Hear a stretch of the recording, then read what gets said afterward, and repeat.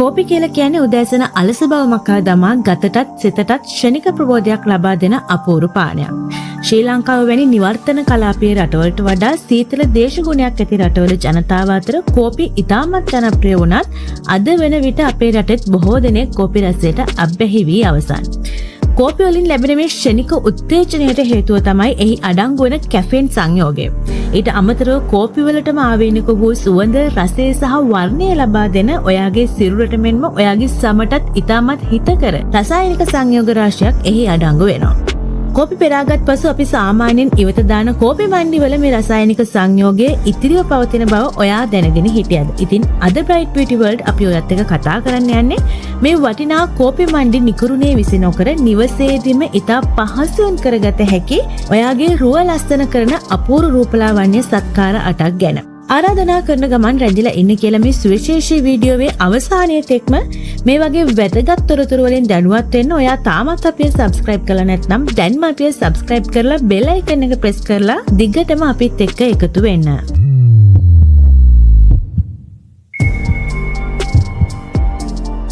අංක 1 කොණ්ඩයට ස්වාභාවික ඩයි එකක්.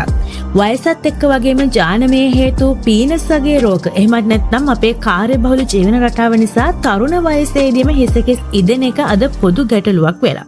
මේ බොහෝ දෙනෙක් කරන්නේ තරුණ කාලයේදීම කෘත්‍රිම ඩයි වර්ග පාවිච්චි කරන්න හුරු වෙන එකයි.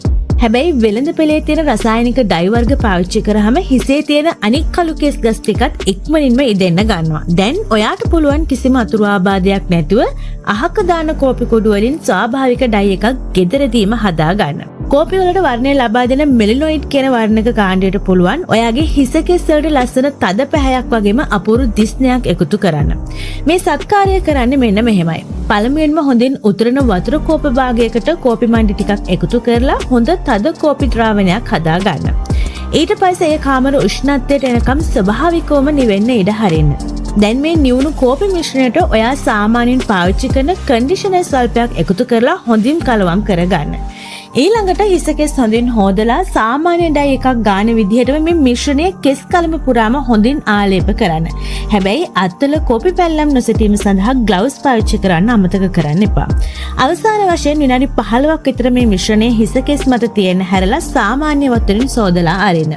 ඔයාගේ ඉදුණු හිස කෙස් රසායනික ද්‍රව්‍ය වලින් තොරව ඊටම ආරක්ෂිතව තද පැහැයක් කරගන්න පුළුවන් හොඳම ක්‍රමයක් තමයි මේ. අංක 2 ඇස් වටේ තියෙන කළු ගතිය ඉවත් කරගන්න. කෙනෙක්ගේ මුහුණේ සුන්දරත්වයට ලොකුම බාධාවක් තමයි ඇස් වටේ කළු වෙන එක. එහෙම නැත්නම් ඩාර්ක් සර්කල්ස් ඇති වෙන එක. බොහෝ විට නිතර නිදි මැරීම, තදව්වේ ඉන්න එක වගේම විවිධ අසාත්මිකතා නිසාත් මේ තත්ත්වය ඇති වෙන්න පුළුවන්.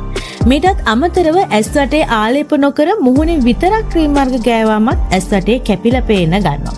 මේ ඇස් වටේ කළු වෙන එකට හේතුව මොකක් වුණත් අපි බොන කෝපි වලින් ඉතුරු වෙන කෝපි මණ්ඩි පාවිච්චි කරලා මේකට සාර්ථක විසඳුමක් ලබා ගන්න පුළුවන්. පළමුවෙන්ම පෙරාගත්ත කෝපි මණ්ඩි ටිකක් රෙදි කැබැල්ලක් උඩ තවරලා හොඳට වියලා ගන්න. ඊට පස්සේ වියලාගත්ත කෝපි මණ්ඩි ටික ශීතකරණයේ ෆ්‍රීස් වෙන කොටසට දාලා හොඳින් සීතල කරගන්න ඕනේ. දැන් නැවුම් කුමාරිකා පත්‍රයකින් ජෙල් ස්වල්පයක් ඌරලා අරගෙන ඒකට මේ ශීත කරගත් කෝපි මණ්ඩි ටික එකතු කරලා හොඳින් මිශ්‍ර කරගෙන ඔයාගේ ඇස් වටා ඊටම ප්‍රවේශමෙන් ආලේප කරන්න. ඊළඟට විනාඩි 10ක් විතර තිබෙන හැරලා සාමාන්‍ය වතුරෙන් සෝදලා හරින්න. දවසක් හැර දවසක් ඔයා මේ සත්කාරය කරනවා නම් ඇස් වටා කළුවීම් සියල්ල ඉවත් කරලා හැමදාමත් ඔයාගේ ඇස් ප්‍රබෝධමත්ව තියාගන්න ඔයාට පුළුවන්. අංක 3 මුහුණ පිරිසිදු කරන අපූර්ව ෆේස් ස්ක්‍රබ් එකක්. දිනපතාම අපේ මුහුණ එකතු වෙන දූවිලි සහ කුණු සෝදා ඉවත් කරන එක ඔයාගේ සම නිරෝගීව තියාගන්න හරිම වැදගත්. හැබැයි සාමාන්‍ය සබන් හෝ ෆේස් වොෂ් එකක් පාවිච්චි කරාට විතරක් මේක සාර්ථකව සිද්ධ වෙන්නේ නැහැ. මොකද ඒ දේවල් වලින් ඉවත් වෙන්නේ සමේ මතු පිට තියෙන කුණු දූවිලි විතරයි. සමේ ඇතුළත තියෙන මේ සියුම් සිදුරු වල කුණු තැන්පත් වුනහම කුරුලෑ බ්ලැක් හෙඩ්ස් ඇති වෙන්න ලොකු ඉඩ කඩක් තියෙනවා. මේකට වෙළඳ පොලේ තියෙන ඇක්ටිව් කාබන් ස්ක්‍රබ් එකක් පාවිච්චි කරන එක හොඳ වුණත් කෝපි මණ්ඩි වල තියෙන ස්වාභාවික රළු බව නිසා ඒවට පුළුවන් ඇක්ටිව් කාබන් වගේම ඉතාමත් හොඳින් ඔයාගේ සම පිරිසිදු කරන්න. මේ සත්කාරය කරන්නේ මෙන්න මෙහෙමයි. ඔයා කෝපි බීලා ඉතිරි වෙන මණ්ඩි ටික හොඳට වේලලා වාතය ඇතුල් නොවන විදියට පියන තද වෙන බෝතලයකට දාලා සුරක්ෂිතව තියාගන්න.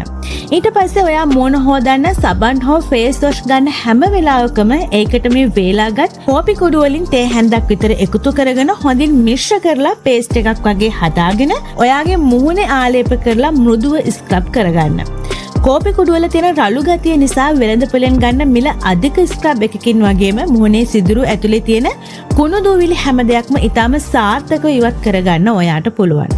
අංක 4 මුහුණේ රැලි ඉවත් කරන අපූර්ව ෆේස් මාස්ක් එකක්. වයසට යෑමත් එක්ක අපේ සමේ තියෙන ඇදෙන සුළුභාවය ක්‍රමක්‍රමයෙන් අඩු වෙලා යනවා. මේ නිසා මුහුණේ රැලි වැටීම, වර්ණයේ ඒකාකාරී නොවීම වගේ දේවල් ඇති වෙලා අපේ වයසටත් වඩා වයස පේන්න ගන්නවා. ඒ වගේම තමයි නිතරම අසතුටෙන් මුහුණ එල්ලගෙන හිටියාමත් මුහුණේ රැලි වැටීම ගොඩක් ඉක්මන් වෙනවා. නිතරම hina වෙලා සතුටින් ඉන්න අයගේ තරුණමව රැකෙන්නේ අන්න ඒ නිසායි. දැනටමත් ඔයාගේ මුහුණේ රැලි මතුවලා තියෙනවා නම් ඒක ඉවත් කරන්න හොඳම ක්‍රමය තමයි සමසියුම් හැකිලීමකට ලක් කරන එක. කෘත්‍රිම කරන බෝටොක්ස් සත්කාර වලින් සිද්ධ වෙන්නේත් ඒකමයි. හැබැයි අපි අහක දාන කෝපි මණ්ඩි පාවිච්චි කරලා ගෙදරදීම අපිට ඒ හා සමාන ප්‍රතිඵලයක් ලබා ගන්න පුළුවන්. පළමුවෙන්ම කෝපි මණ්ඩි මේස හැන්දක් අරගෙන ඒකට ඔලිව් තෙල් ස්වල්පයක් එකතු කරලා හොඳින් මිශ්‍ර කරගන්න. ඊට පස්සේ මේ මිශ්‍රණය මුහුණ පුරාම හොඳින් ආලේප කරන්න. දැන් කෝපි වලට ආවේනික රසය ලබා දෙන ෆ්ලැවොනොයිඩ්ස් කියන සංයෝගය ඔලිව් තෙල් මාධ්‍යයක් විදිහට භාවිතා කරලා සමට හොඳින් උරා ගන්නවා. අවසාන වශයෙන් විනාඩි 15ක් විතර තියෙන් හැරලා සෝදලා හරින්න. මේ සත්කාරය නිසා මුහුණේ චර්ම සෛල සියුම් හැකිලීමකට ලක් වෙලා මුහුණේ රැලි වැටීම් සියල්ල අවම කරලා තරුණ පෙනුම රැක ගන්න ඔයාට උදව් වෙනවා. අංක 5 තොල් පැලීම වළක්වා ගන්න. ප්‍රමාණවත් තරම් වතුර නොබීම, නිතරම ලුණු සහ මිරිස් අධිකව ආහාරයට ගන්න එක, ඒ වගේම ෆෑන් එකක් හෝ AC එකක් යට ගොඩක් වෙලා ඉන්න එක නිසා අපේ තොල්වල තෙතමනේ නැති වෙන්න පුළුවන්. තොල්වල සම ගැලවී යාම හෝ තොල් පැලෙන්න ගන්නේ අන්නේ ඒ නිසායි. මෙතනදී සිද්ධ වෙන්නේ තොල්වල පිටතින් තියෙන සෛල ස්තරය මිය යන එක. ඒ මිය ගිය සම ඉක්මනින් ඉවත් වෙනකල් තොල් සුව වෙන්නේ නැහැ. වෙළඳ පොලේ තියෙන ලිප් බෑම් එකක් ගෑවම මේ මියගිය සෛල ඉවත් කරගන්න පුළුවන් වුණත් කෝපි මණ්ඩි පාවිච්චි කරලා ඊට වඩා ඊටම පහසුවෙන් සහ ස්වභාවිකව මේක කරගන්න පුළුවන්.